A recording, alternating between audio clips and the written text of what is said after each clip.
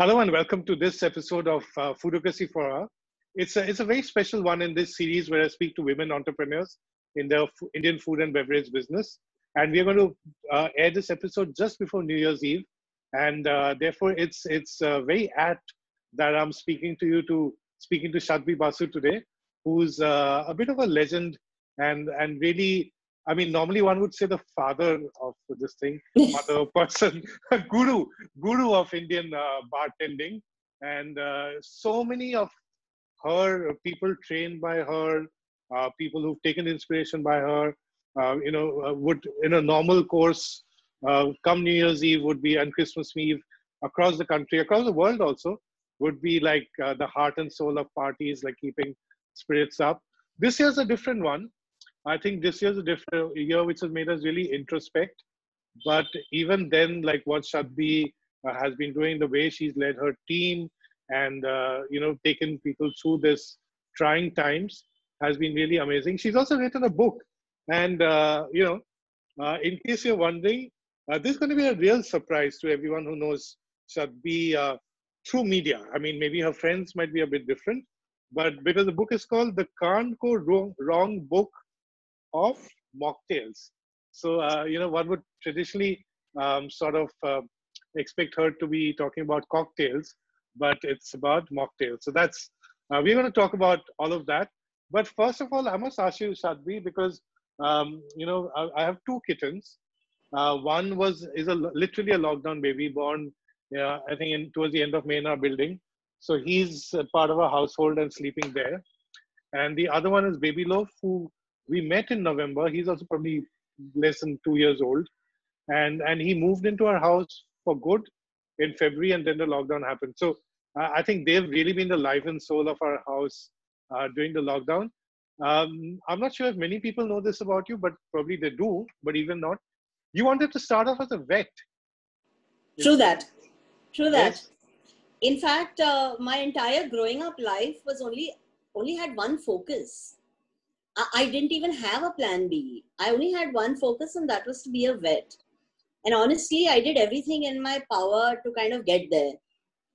Even subjects that I hated, like mathematics, which drove me down the bend, I really worked hard to crack it, because I knew that if I did not do my 12th with science and crack all of that, there's no way I was going to get anywhere near vet college. And this was in Mumbai. This was in Mumbai. You're a Mumbai girl, right? Absolutely, 100%. I've lived my entire life here. And then from vet to chef, wanting to be a chef, how did that happen? Well, honestly, it was a huge surprise for me as well.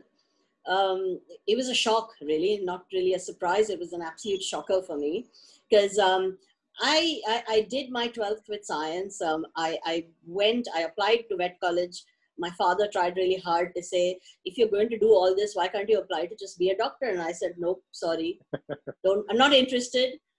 And I applied to the vet college in Bombay, and I got admission as well. I went there for my interview with the dean, and he asked me the same question. Why is it that you want to be a vet? Did you not apply? Are you here because you applied for medical and didn't get in?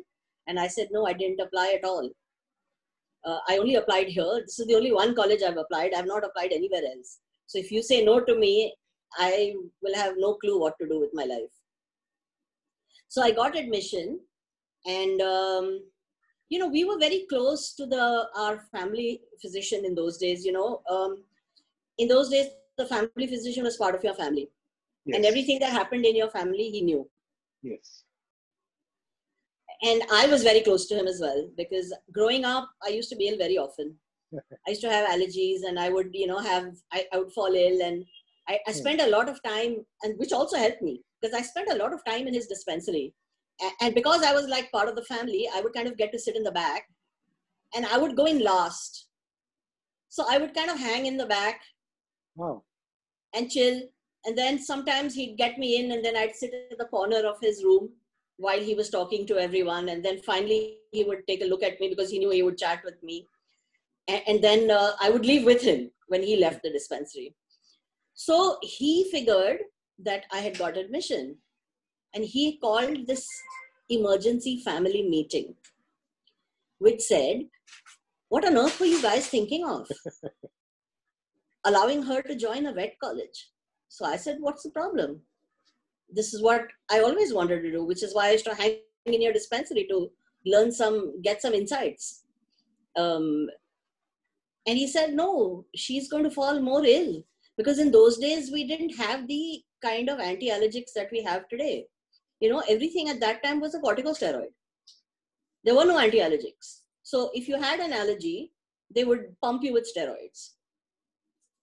So he said that I would get allergies all the time, and I would probably be more in hospitals than the damn animals. So my mom and dad kind of took a step back and looked at me and said, looks like this is not going to happen for you. And I really fought it, but I didn't win.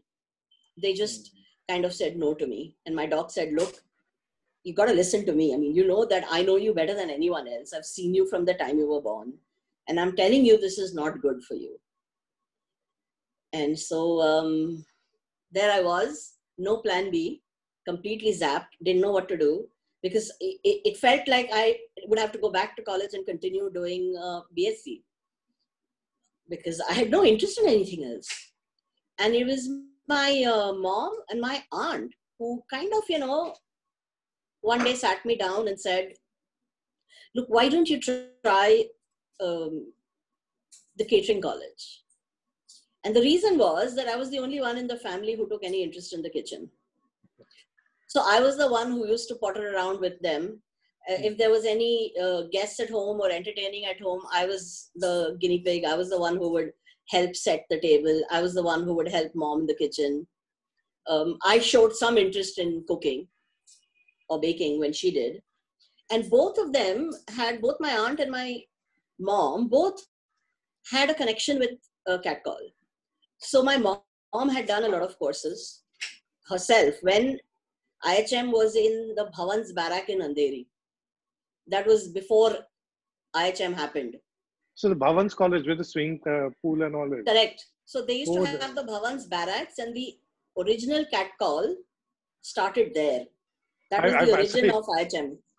I find it very sort of this thing that you're calling it the cat call. You're just talking about vets and pets. Sorry, going on. Please go on. It just struck me. True, because in my time it wasn't IHM. Right. It was IHCTAN. So we called it catcall. So I still sometimes have to remind myself it's IHM. Yes, yes. Which it wasn't in our time. And it was such a long name that we just shortened it to catcall. And so and my aunt's mother and Miss Phillip were friends. So they kind of all knew each other. And she said, maybe that might be a good fit for you. So they said, why don't you give it a shot? If you don't like it, we'll see. So I said, okay, on condition that neither of you come with me, and Miss Phillip never knows who I am. You guys cannot come to college, and she cannot know that I am your daughter or niece. On that condition, I will apply on my own. If I get in that school, if I don't, well, we'll see. So they agreed not to kind of get there or not to speak with her at all. And I applied and I got in, and there started journey number 2, where for the first 6 months, I was clueless about what I was doing there. Luckily, there were a few subjects that did interest me, but I think, after 6 months, I kind of resigned myself to the fact, and I started getting interested. When I went into the kitchen, I kind of started getting interested in that, and that led me to want to become a chef. So for the next 3 years, that was my focus. I did reasonably well in all the other areas, but I realized that was my key interest. And over the years, I figured that the Chinese kitchen was my focus area, because during one of those summer holidays, we had gone to Pune with one of our batchmates who lives there. And we kind of parked at his house. And he had a couple of friends who worked at the Chinese room in Pune. They kind of rented the place next to his. Any connection to the Kemp's Corner? Any connection to the No, Kemp's Corner, no, Chinese room? It's just called that. no. So we went there and we used to hang there a lot with the Chinese boys. And so I got really interested, and then I told him, I said, will you kind of allow me into your kitchen? And will you show me a few tricks? And he did. He did. And that's how the interest for all of us in our group, we were about 5 of us who were friends, and all of us got interested in the Chinese kitchen. And so, over the next 2 years, whenever we got an opportunity, we would work in the Chinese kitchen or we would practice. He was the one who also bought me my first Chinese chopper and said, okay, here it is. This is what you will need if you want to work in the Chinese kitchen, because we don't use knives. This is what we use. And he taught me how to use the Chinese chopper, how to cut vegetables the Chinese style, how to make handmade noodles, So that was what kind of made me focus on the kitchen. And we did a lot of pop-ups. In those days, we didn't call them pop-ups, obviously. But yeah, we did. Even during the annual Catcall Fair, we used to have a stall for Chinese food. And it was cool. So then obviously that's where my focus was. So when I finished 3 years of college, I applied for the kitchen. I did get the kitchen at the President, and I think at the Holiday Inn and the Centaur. I chose Centaur for 2 reasons. A, because it was really close to where I lived. I was thinking and the Oberoi as well. Yes, the Oberoi as well. And I was thinking, my God, all the way there. That's like a real long distance. I realize now that I must have been lazy even then. But I thought, the Centaur, the old Centaur, which was near the airport, and I lived in Villeparle near Nanavati Hospital. So for me, that was like a 10-15 minute trip to the hotel. And I said, imagine the amount of time I'll save. I'll spend more time in the kitchen. So that's what I did. And they also paid more, by the way, surprisingly. That was a surprise. Being a government organization, they paid almost twice what the others were paying. Wow. Yeah. Wow. So I thought, this is like brilliant. What could be better? So that's where I joined. And the Centaur was quite a big name in its time. And, absolutely. With the Bollywood connections and all that, it was quite a big name. So it was, yeah, absolutely. It had a great name, and it was a good place, and they had a really good kitchen. So I joined there, and I was there for almost a year. When I did the interview, they promised me that I needed to work in the main kitchen for about 6 months. Post that, they would transfer me to the Asian kitchen, because I had told them that this is my area of interest. And I've really worked hard in all my holidays to gain that kind of knowledge and skill. So I said, cool, I'm okay. 6 months in the main kitchen, I'm good with it. So I did that. I worked for 6 months in the main kitchen. The chef there, of course, didn't like me at all. I don't know whether he didn't like me or it was an affront to him that in all the years that he had worked, he had never had a woman in the kitchen. And I was the only one in that kitchen. There were no other women there. And that to the main kitchen. I mean, not the patisserie or the dessert or confectionery. Correct. Yeah. But the guys there were really cool. They really helped me and they really taught me well. They really, really taught me well.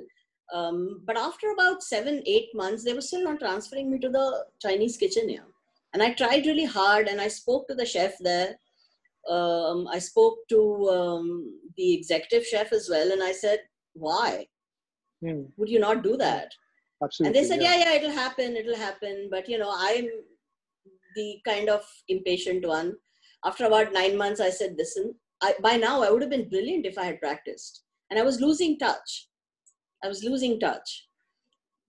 So I quit. And at that time, we had this really top Chinese restaurant in Churchgate called the Chinese Chopsticks. Yes. I've been to Chopsticks in my early days in Mumbai in the late 90s. Yes. So Chopsticks was there, and I spoke to one of my seniors who worked there. And I said, can I join Chopsticks? And will the chef allow me to work in the kitchen there? Since it's a restaurant, I thought there'd be less red tape. And he said, well, wait, we're opening a new Chopsticks in Bandra that will be closer for you. So you work with us in our salad bar for about 3-4 months. And then when Chopsticks Bandra opens, I can't promise you the kitchen, but I can try, but you can still work with us. So I said, okay. So I did that. This is a Linking Road one, right? Correct. I've been to that as well. Yes. So I worked there for a really long time. So when that opened, so I worked in, they had a salad bar opposite Churchgate station called Snowtops. So I worked there for about 4 months or 5 months. And then I think in March of 81, they opened Chopsticks Bandra. So I then was transferred to Chopsticks Bandra, but the chef there didn't allow me in the kitchen either. He was like, who's this upstart who wants to work in the kitchen and she thinks she knows it all? And he just kicked me out, man. Later on, of course, we became friends because he then realized that I was not an upstart and I wasn't trying hard to show that I knew it all, that I was truly interested in the kitchen. But at that point of time, you know, Chinese chefs are even more, I don't know what to say, egocentric than others. But was it very finally, was it very rare for women or girls? Was it very rare for women or girls to want to be chefs at that time in the early 80s? Yes, it was. Yes. Because even fact, now there are not too many women in the main kitchens and so on. But you're saying even that time it was even less. Our batch of 1980 was probably one of the earliest batches where we had at least 15 or 20 women from our batch opting for the kitchen. That was one of the firsts that so many women wanted to opt for the kitchen. And so then I started working in the restaurant because what the hell do I do now? I can't quit again. And I said, okay, at least I'll be around the Chinese kitchen and, you know, maybe I'll wear him down at some stage. You know, maybe he'll get to know me and at some stage I'll wear him down and it'll happen. So I started working in the main restaurant. And he then popped it to me and said, well, now that you're in the restaurant, the bar also is under your domain, which means you are responsible for the bar. You're also responsible for making the drinks in the bar. Now, that kind of blew me. He said, don't worry about the straight drinks. The boys go and pour their own straight drinks. It wasn't even a bar, actually, Kalyan. It was just a side station with a cupboard. Yes. That's all it was. It was a side station with a cupboard below and a display on top with glass shelves. And it was probably 3.5 feet. Wow. That side station. So that's where you started. So if you remember the layout of Chopsticks Linking Road, it had an outer area and then it had an enclosed area which had grills, those Chinese wooden motif ones. And inside that little grilled area was this little sideboard of 3 feet, which was meant to be the bar. So I would have to go there, mix a cocktail and bring it out. And that scared me because I had only theoretical knowledge of cocktails that I'd studied in college. I'd never made one. In my mind, I knew them. Yes. But I had no skills, yeah. So that kind of really fazed me, you know. And before I could even figure it out, there were already orders coming in. And the first order that came in before I even knew what to do was an order for a martini. And I told them, so I said, Mr. Bond in the kitchen. I was like, what the hell? So I knew all the questions, okay? So I went there very confidently and I asked him all the questions. How would you like your martini? Shaken or stirred, gin or vodka? How dry would you like it? And he said he wanted a gin stirred, extra dry. So I said, okay, that's easy. Just 2 ingredients, gin and vermouth. That's all I need, right? So I went to the bar. I found the bottle of gin, but there was no vermouth. I could see where this was going. Yeah, there was no vermouth. In the 80s, we hardly got it. Yeah. And so I went to the manager and said, boss, there's no vermouth. He wants an extra dry martini. How do I make him an extra dry martini? He says, I don't know. The guy before you did it. And I was like, sheesh, what do I do? Then I thought to myself, okay, go back to classroom, break it down. What is dry vermouth based on white wine, fortified with extra spirit and aromatized with herbs? So I said, okay, let's get some white wine. And guess where the white wine used to be kept? It used to be kept in the kitchen, in the pantry. For the cooking? No, even for serving, because the fridges were all in the kitchen. Okay. So the pantry had the bottle coolers for the soft drinks and all that. Yeah. So the wine bottles were also in the bottle cooler there. So I went to the pantry man and I told him, Baba, ek white wine ka bottle there. And in those days we had Bosca Riesling. So I got the bottle of Bosca Riesling. I said, okay, here it is. I have the white wine, fortified, okay. 45 ml is my recipe. I'll use 60 ml gin. 45 to ho gaya. White wine dala thoda. And I said, now how do I get the herbs in? So then I saw there was a bottle there called Cinzano Aperitivo, which is a Campari-like spirit. So I said, oh, herbs, lots of them there. So I dipped my stirrer in the bottle and I shook it off. And then I took my, no mixing glasses, just the shaker can. I put the ice in. I put the gin, the little bit of the white wine. And I dipped that stirrer in it and I just stirred it with the ice. And I put it into we had really bad glasses then. And luckily there were olives. So I put the olives in and I sent it out and I hid in a corner. And I told the waiter, I said, boss, agar usko acha na lage na, to bolna mat ki maine banaya hai. Main bahar hi nahi aaungi jaane tak. But for some reason, he actually liked it. He drank it and he asked for a second one. So I was like, oh my God, saved. But I knew that, I couldn't kind of take it easy. So when I was in third year of college, my mom and my aunt actually had given me a book on bartending. It was a book called The Trader Vic's Guide to Bartending. And I'd never looked at it seriously. So I went back home that day. I opened up my book trunk. And I had this really massive book trunk because it was a trunk my grandfather had given me. And I used to really love it. And so I kept all my books in that. And I dug out that book on bartending. And honestly, I started reading it and I read it page by page, first page to last page. And I realized that, my God, this is serious stuff. And it was that book that actually helped me tide over my first few weeks at Chopsticks.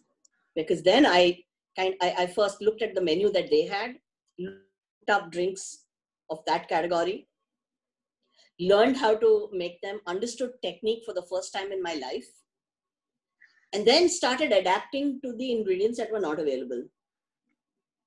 And all self-taught. Yes. There was no choice, no, Kalyan. There was no choice. You didn't have a choice. And tell me a bit socially, because that also sort of interests me a lot, because we are talking of Mumbai, Bombay of the early 1980s. So India's most progressive city, one can say, and even now, I think we can proudly say that. But, alcohol and bartending and all of that, there are different sort of connotations around it and stuff. And it's not something that's normally associated with something which maybe girls might take up and things like that. At a time where there were hardly any girls or women in the kitchen. So did that phase you at any point, or did you get a lot of support? So I was really lucky, I think. I was, I don't know if it was lucky, but I think I was in a good place, in a good space as well. I came from a family that was really wide open. You're not Bengali, right? You're not Bengali. No. Because your surname is a bit confusing. But... So my surname is because I married a Bengali. And you're Gujarati. I'm a Gujarati. But I came from this family that was extremely well-traveled and extremely wide open.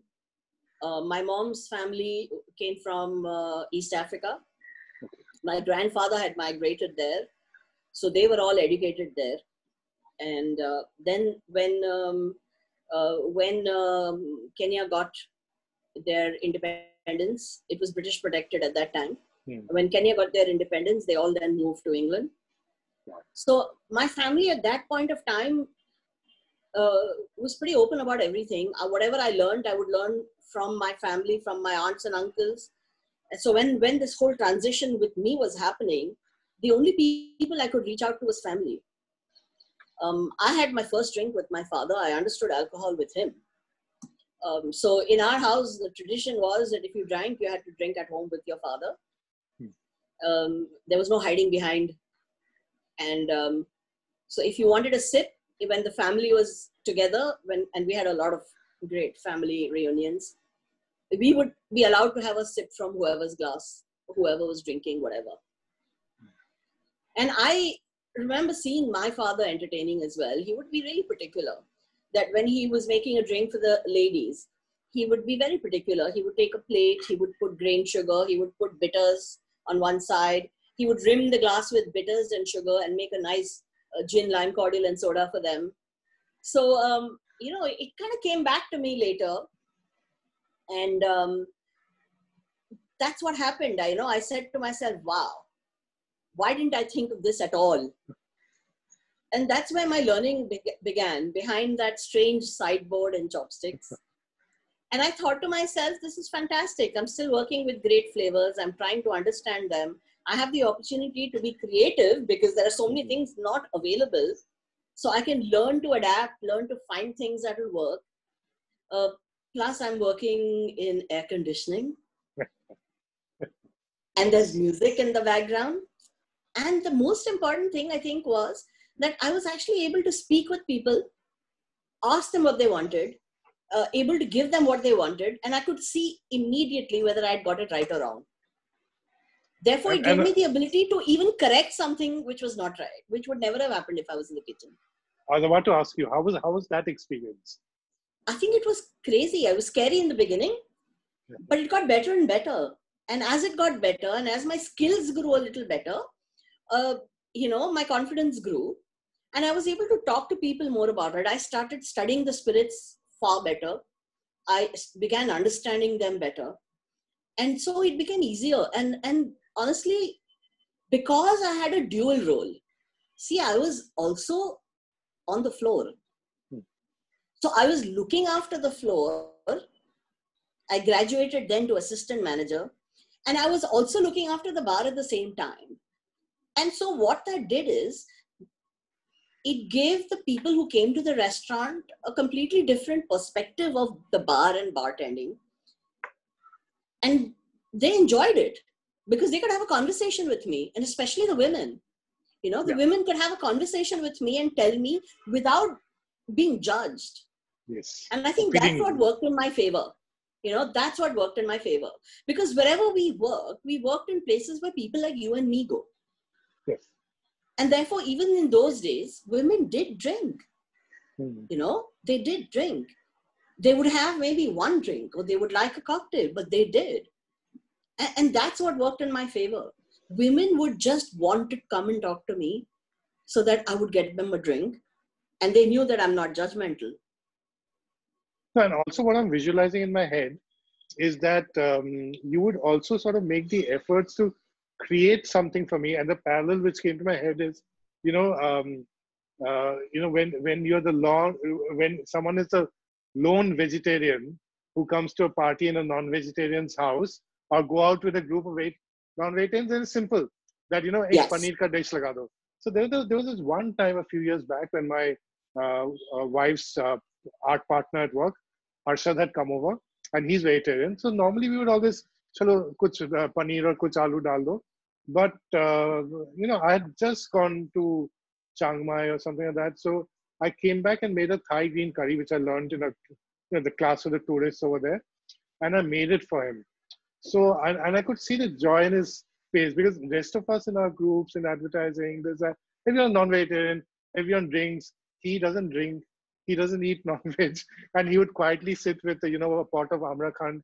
So that joy when someone takes that effort to create something for you, Yes. I'm sure that would have been magic. It would have completely changed the experience for the people that evening. Absolutely. It was.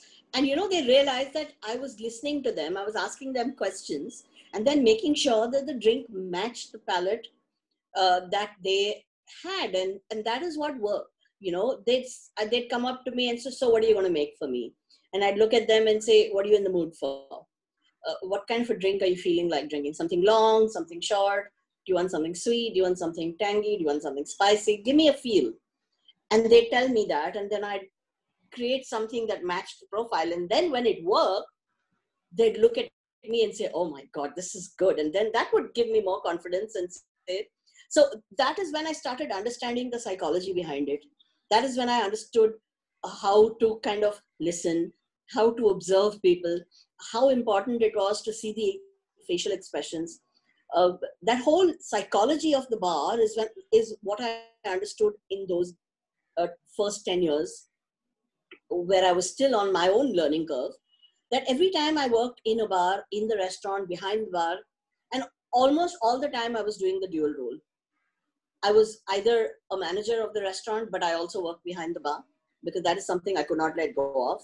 And I would use my powers as the manager to say, you can't stop me from entering the bar, guys. And they knew. And then when they saw me working, they would look at me and say, this short little thing, God knows what she can do.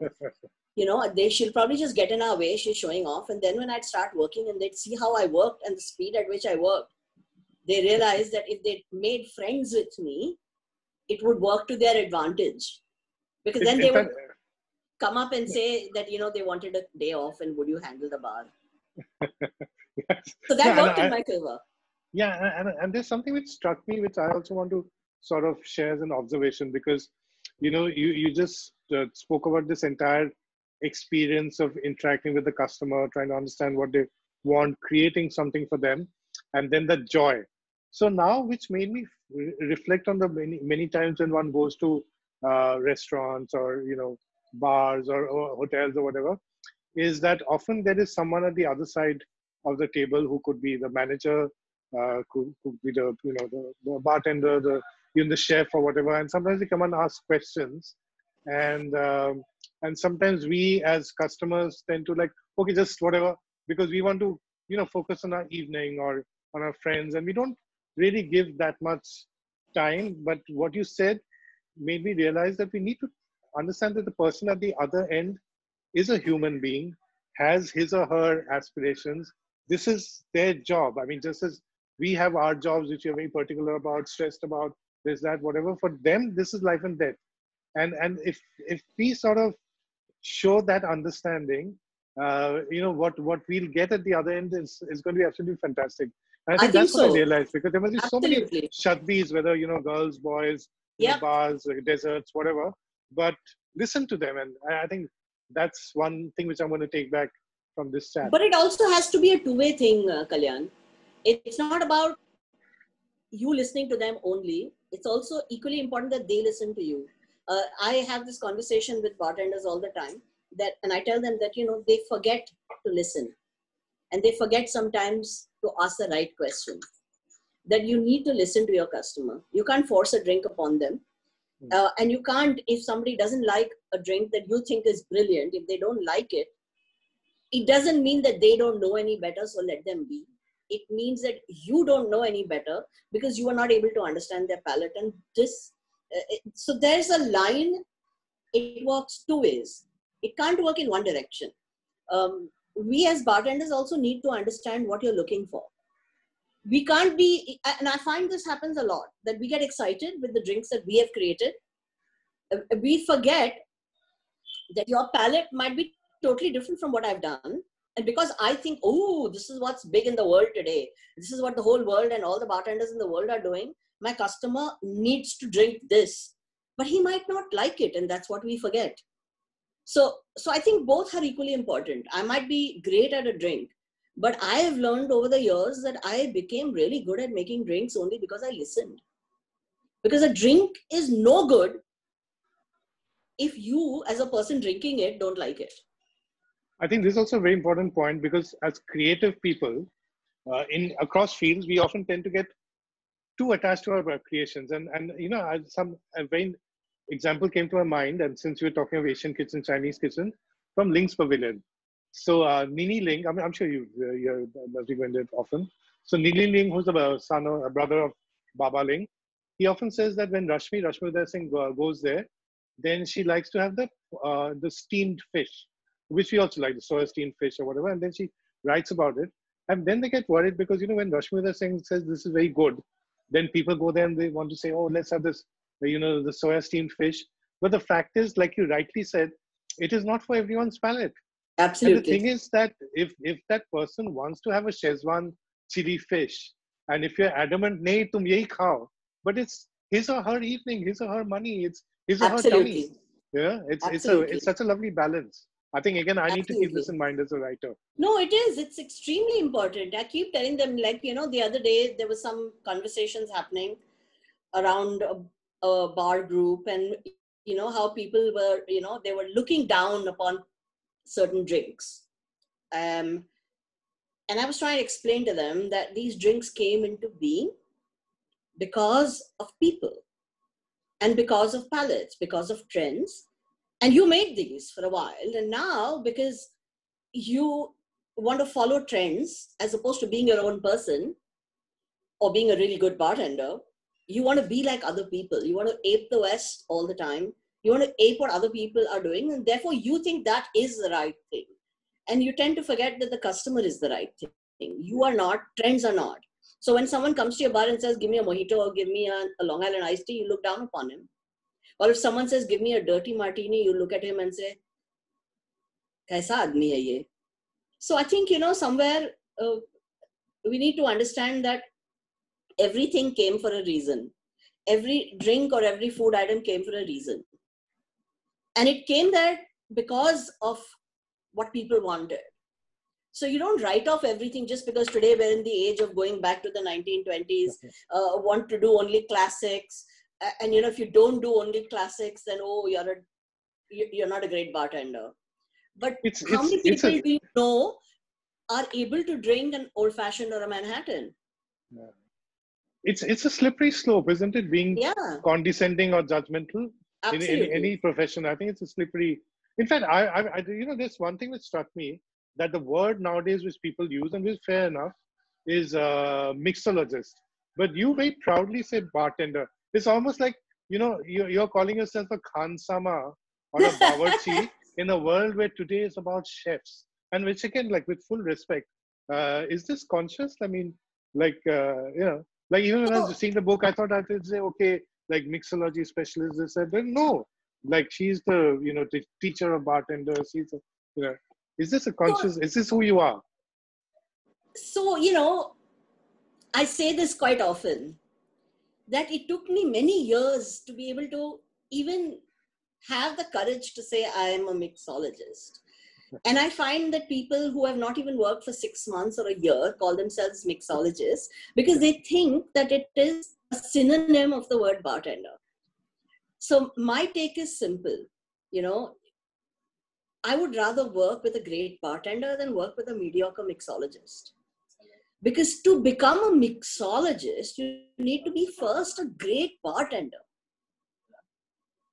Because it's only when you understand every aspect, not just how to mix a good drink, but if you don't know how to talk to a customer, if you don't understand what the need of the customer is, if you don't understand every bottle on your bar, if you don't understand the nuances, if you don't understand the history and the culture behind all those bottles, the people who made those drinks, why I choose one bottle over another when I'm making a drink, why I choose a glass over another to make a drink.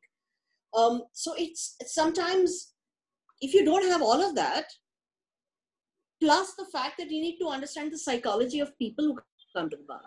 So being a mixologist is for me, is a very misused term. You've got to be like that before you can say I'm a mixologist, which is why I'm very happy being a great bartender. I'm really happy being a great bartender because I think a great bartender has far more to offer. Absolutely. I think we tend to use all these labels and terms, I think, very quickly. And also people um, are very impatient. I feel that, they're in a hurry to reach what they are. So you have focused a lot on training, and there's so many people who are now taking your work ahead. I don't want to say legacy because that will make you seem like, okay, now she's retired and all that. So taking I your, haven't. I haven't.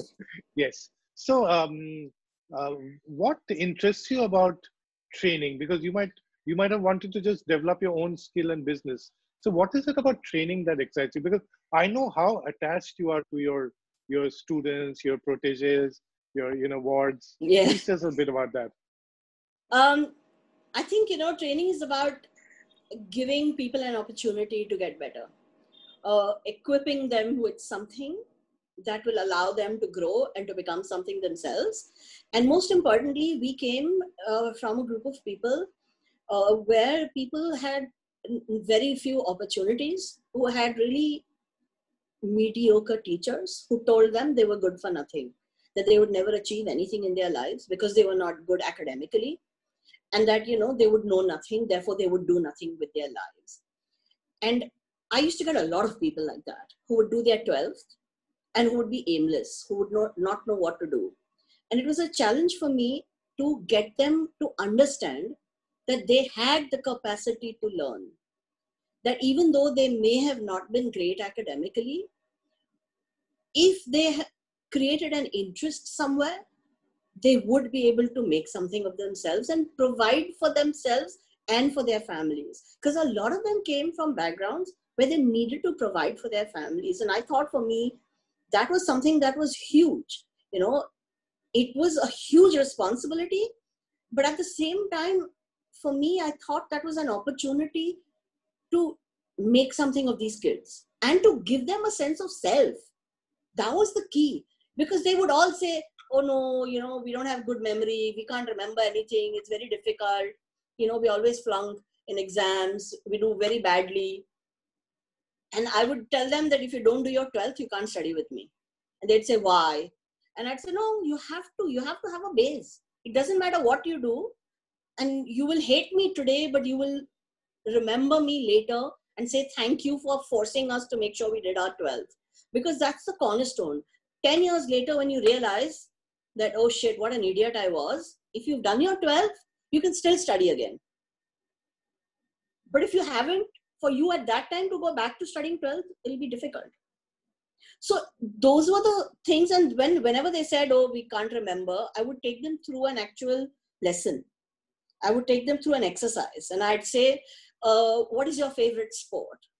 So some of them would say cricket. Some of them would say football. And I'd ask them questions about cricket and football. And the answers would come packed like that. And I'd say, okay, wow, where did this memory come from? I thought you said you don't remember anything. And they said, oh, but I said, there you are. There you are. That's because you have an interest in it. You like it. You think cricket is something that is really brilliant. Therefore, you remember the name of every team. You remember the name of every guy in every team. You remember the captain of every team in the entire world. You remember who's won which match in which year. You know who scored the goals. You know all of that. Some who were interested in movies, they could remember the names of the movies. They knew who was in it. If there was a song that was sung, who sung that song. I'm like, you have brilliant memories. Who the hell told you don't? Which means that if you actually like bartending, you'll remember everything. And that would kind of surprise them and say, oh. And that's how I would begin. So with every batch that comes in, it's an exercise that I do with them all the time. Because I keep asking them, what is it that you think prevents you from doing anything else? Wow, that's amazing. Like, as a mentor, I mean, the way you've been opening up their lives, and I mean, I've never thought of it that way. But as you were talking, then I could see where it's going. It's almost very Dead Poet Society. So we can keep chatting, but we've got about an hour. So there are a couple of things I want to ask you before we finish. But I think we should have 2 or 3 chats. One chat is not enough, and then there'll be a time when maybe we can be in the same room and chat. Okay, before I get to your book, I want to ask you one thing, because there's so many people who sort of look up to you, and this thing that you've gone through. Now we are now into the 10th month of the pandemic, and I'm sure, like everyone, your life and world would have been turned completely around, and then you've put it back, and it's work in progress. Now, I just want for you to share what is it that you've learned out of this. Like today, I was speaking with a friend completely unrelated to our industries, and she was saying that there's a new strain, and that I don't know what that means to my ever getting a job. And I was trying to encourage her. But what would you say to people? I mean, bartending and life. So yes, I went through all those things myself over the first couple of months, and I realized that initially I thought, okay, it's going to be just a few months, we'll all recover, it'll all be good. And I think it was around April or May that I realized that this wasn't going anywhere, and that we were going to be stuck with this for a while now. And a lot of the boys were calling me and talking to me, and they were worried, and I was kind of calming them down, talking to them, helping them kind of say that, hey, listen, it's all good, don't get stressed so much. But I realized that what I used to do every few years to my life anyway is that I would give myself a look through and say, all right, now in the last few years, what have you done that you've actually enjoyed, and what have you done that you didn't really enjoy, and how much of it that you have done that you'd like to put into the dustbin and say never again. And what is it that has excited you so much that you want to do something new? And I realized that in all this time, this was the first time that I had an uncluttered space to think. It was completely uncluttered because there was nobody calling me. There were no phone calls. There were no clients. There were no people coming into my office. My colleagues were not with me. It was just silence. If I walked into my office and I sat there was nothing. It was just me and the computer. And that was it. And that's when I realized that this is a time to introspect, to look at yourself and cleanse yourself a little bit, and also allow yourself the luxury of saying, is there something else I can do with my life? I said, tomorrow, if the government decides that prohibition is in for the whole country, what will I do? Will I have a life beyond spirits? What can I do that's different? And is there something, because everyone has hobbies, but we never take them seriously. So I thought multi-skilling is the one thing that came up to me, saying, do other things. This is a good time to explore all the other things that you like and build upon them, because there's so many free online classes. It's a good time to start learning. It's a good time to do things. It's a good time to build. It's also a good time to shed all our inhibitions. We live in a society where if you do something that's not up to your status level, people look down upon you. I used to tell the kids that, look, if you get a job somewhere else doing other things, take it. There is nothing wrong with it. If you're doing deliveries, what the hell is wrong with doing deliveries? It's going to pay you money. It doesn't mean that your skills are going anywhere. Remember that even when you're doing deliveries, your communication skills are going to work for you. The way you speak to somebody on the phone is going to work for you. So use those skills for everything and use them to get better. There are some kids I know who have even started their own business cooking. So my message to them at all times was, bartending is not the only skill that you have. And this is again another exercise every once in a while we would do in class. That if not bartending, what else? In your wildest dreams, if you could do something, what is it that you would do? And people would come up with all kinds of ideas, and I would then show them how they could take that idea and still use it. Because my thing always used to be that, yes, I know that as kids, people told you that you should be master of one and not jack of all. And I kept telling them that Jack was very misunderstood. I think, that Jack was given a bad name for no reason, that you can be master of more than one. It is possible. Yes. All you have to do is do it one at a time. And when you do one at a time and build on it, there will be a time when you will be master of four. So do that and use those skills to make sure that when the market opens up, you have more than one skill. You have widened your job opportunity to more than one. And I think every one of us can do it. Every one of us can do it. So, yeah, I'm ready for that. I'm ready. And there's still a lot of time to do that. And which is a fabulous segue to your book. I mean, it's on mocktails. It's not cocktails. Exactly. So maybe before I let you go, which I'm feeling very bad about, but I know. bit about I this understand. Book. Your lockdown baby. Tell us a bit about this. How did it come about? So what is the? So around May, I realized I'm going to be locked in for a long time. And I know that my two colleagues who work with me were also going to be locked in. So I spoke with them and I said, look, you're at your homes, but all of us have computers. All of us still have the internet. Why don't we start working? Let's do something.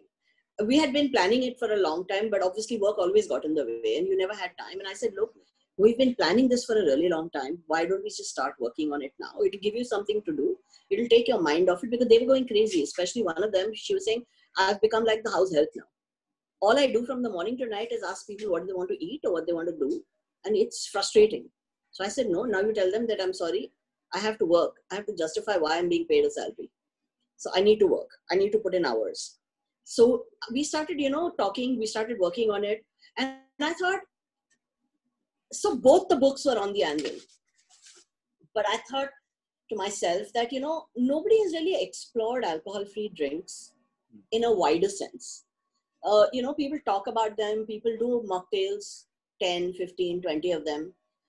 But nobody understands nuances when it comes to, and they think that, it's just a bunch of stuff that you put into a glass. There's no psychology involved. There's no people skills involved. There's no understanding of the person drinking it involved. We reserve all that for the bar. And we don't reserve it for people who don't drink. And in all my years, I came across so many people who didn't drink, who came to my bar and said, please make me, or my wife doesn't drink, can you please make her something nice? And that's how, I had started thinking about it. And I said to myself that this is a perfect time for me to work on it, because there are so many people in our country and all over the world who are moving away from alcohol. Yeah, like we hardly drink these days. And why should we not give them interesting drinks to do, give them some sense of direction, and give them a base to work from, and from that, I'm sure they'll build upon it. I can't put everything into a book, much as I would like to. I had to take out so many drinks, because my designer said, are you mad? Do you know how big this book will be? Are you crazy or what? What, are you trying to create an encyclopedia? So I said, okay, sorry. Yeah. So I said, okay, we'll cut. I had to cut so many drinks, but still, when I started working on the outline, I started thinking of it like I think of a menu for a restaurant. And that's when I realized that I started thinking of, what do I put into my non-alcoholic menus when I'm making a cafe bar? And I realized that I always break it up into many categories. And that was the basis of beginning the categories. And as I created categories, more would spring to mind. And even more came out. And when my designer saw 15 categories and she said, 15 categories, I'm going to have to create illustrations for 15 of them. And then you want them not only as an illustration, but you want elements on every page. How will I do it? I said, I'm there now. Why are you worried? I will help you along the way. I will be there with you throughout it. Yeah. I will give you as many ideas as possible. Don't worry about it. And so, because they kept evolving. And I say, oh, should I do this? Why should I not do this? So that's how a yogurt section came into the picture. Why should I not do shakes? Let's give them new ones. Everyone knows how to make a strawberry milkshake and a chocolate milkshake. Why not give them something interesting to do? Then one of my colleagues said, what about the health-free stuff? I said, look, I'm not a nutritionist. I'm not going to do healthy drinks, but I will do reasonably guilt-free. Yes. Because I will not take the onus of doing healthy drinks. That's not me. So I said, okay. So we had a reasonably guilt-free section. Then I said, why are we not doing hot stuff? So the hot section came to being. And then I said, okay, why don't I break that up? Instead of having one hot section, which we began with, we broke it up into 3. And we had teas and coffees. I put chocolates and flavored milks. And then I did hot toddies. Because I thought, maybe somebody wants to know how to do a hot toddy. Maybe somebody wants to know how to learn a kada somewhere, which might work for someone. I know it's worked for me. And that's how all the sections evolved. Break it up into smaller sections so that when people are looking for something, they can find it with great ease. That's how this whole concept began. And the homemade section, because I knew that there are people who may not know how to source. So I said, okay, a few things let me just put there, which are easy to make at home. How to make an ampanna or how to make imlika chutney. Yeah, it's a weird one, the imli chutney. But it came because one day my daughter just said, make me something nice, make me something nice. And I had nothing except imli ka chutney when I opened the fridge. And I just took it out and made her an imli soda. And she said, oh my God, this is brilliant. So therefore the imli chutney came into the picture. And because then I used that to make so many other drinks. And things like milk masala that I grew up on. I used to just love milk masala. Masala doodh. Masala doodh. I used to love it. I used to just love it. And I used to drink it hot, drink it cold, and I just loved it. So I thought, why not incorporate it? And chai. So many people say, how to make masala chai? I said, okay, let's incorporate that as well. So that's how it kind of grew from about 10 in the beginning to 15. I'm happy. We shot everything at home because we couldn't do anything else. But it all looks so real. Like it is real. It's very real. And you said you've not really photoshopped or no. The Photoshop may have been done if I had shadows. Basic stuff. Because we were shooting at home. Yeah. And it was during the rains. Yeah. So everything, we made every single drink and shot it. Yeah. Wow. In fact, one of my colleagues, Nagesh, he has now turned into a photographer as well. And hopefully by the second and the third book, he'll have a new profession. So I'm great. I'm happy because I'm pushing him. So by the end of it, he will have a new profession, which means that apart from being a good bartender, he can also become a photographer, and he can start doing food photography and drink photography. Because by the time we finish, he will have got it down to a T. Wow. It's just been amazing, Shatbhi, talking to you and to get a glimpse into how your mind works. And you call yourself a good bartender, but the truth is that you're a legend, and it's been a fascinating peek into why you are and how the story came about and the way you mind things. I think that to start with, I'm going to take back a lot from this conversation, and I think we need to have a few more chats again. I think so too. And I think it's been fantastic. This whole process for me has been fantastic, and it's pushed me into a new career line, learning how to make a book. And so this is my first that I've done all on my own, but it's not going to stop here. And by the way, it's up on Amazon today, finally. Oh, awesome. Awesome. What a relief. I've been struggling. Wow. It's such a huge learning curve for me, Kalyan. You will not even believe it. And turning into a publisher is something. 40 years into your career. Yeah, but I've never understood publishing. But now I'm understanding how to publish. And that's been a massive learning curve. It's not complete yet. I'm still learning. Did you ever think when you were, I know it doesn't sound right, but when you were in the closet in chopsticks, that one day you'd be publishing a book? Nope. I wonder what's next from you, Shatbhi. No, I've written a book that somebody else has published before in 2000, but I'd never thought that I would get to a stage where I'd decide that no, I don't need a publisher. I'm going to do it on my own. I'm going to talk to you about doing that myself. I'm there to help you. I've been through shit with publishing and publishers, and which was the only reason I'm learning how to do it, so that I can help other people also. But I said, before I help someone else, I have to show them that I can do it. So all the mistakes are being made on my book. And once I've learned from all those mistakes, I am happy to help anyone who wants to do it, because I think it's important that, you have a system and you have a system that's clean. And trust me, this is not a clean system. True. And I'm hoping that someday I'll be able to clean it out. But that's amazing. And I wonder, in any case, what's the next chapter in the Shatbhi Basu story.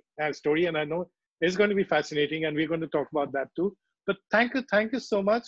And a very, very happy New Year to you. And I'm guessing that... to you too. Happy holidays and Happy New Year. And let's hope that 21 is, well, a good year for us. Even though it may not be in the beginning, but at least let's see real hope in 21.